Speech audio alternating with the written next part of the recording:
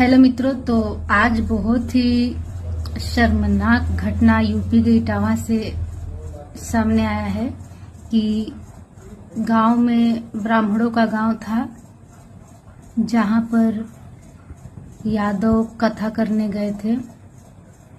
कथा करना उनका पेशा है। कथा करने गए थे और ब्राह्मणों को लगा कि ये ब्राह्मण है, कथा करने जो आया है। बाद में उससे पूछा गया कि तुम किस जाति के हो, तो उसने बताया मैं यादव हूँ। बताने के बाद उसके साथ बहुत दुर्व्यवहार किया गया, उसका मुंडन किया गया, उसको प्रताड़ित किया गया। किसी महिला पंडित से पेशाब करवा कर उसके ऊपर छिड़का गया कि अब तुम पवित्र हुए, तुम अपवित्र थे और कथा करने का जो काम है वो सिर्फ ब्राह्मणों का है और कोई नहीं कर सकता। वहां के ब्राह्मण बोले तो उनको शर्म आनी चाहिए। उनको बोल दिया जाए कि तुम ब्राह्मण कैसे हो, साबित करो, तो नहीं कर पाएंगे। वो इंसान है, इतना ही साबित कर दे, यही बहुत बड़ी बात है। इंसान बन के रहने में क्या बुराई है?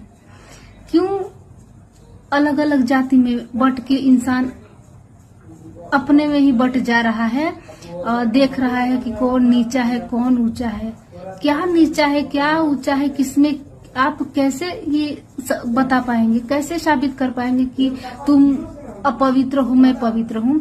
इतनी घटिया ये जो धर्म के ठेकेदार बैठे हुए हैं, इतनी घटिया मानसिकता है। आज भी ब्राह्मण वही है जो शूद्रों का क्या हाल हुआ था, शूद्रों के साथ क्या क्या किए थे, यही ब्राह्मण है।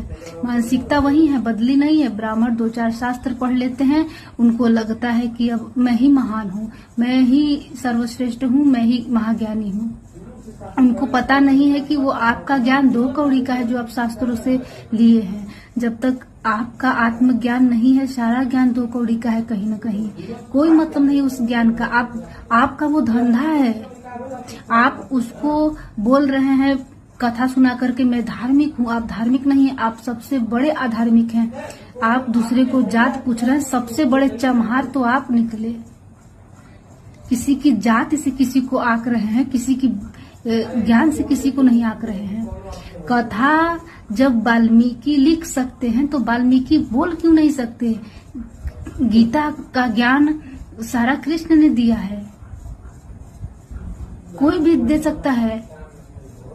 ज्ञान का जाति से कोई लेना देना नहीं है। कथा ही कहना था, कोई भी कहे। अगर यादव कह रहा है तो वही चीज बोलेगा, ब्राह्मण कह रहा है तो वही चीज बोलेगा, अलग से थोड़ी कुछ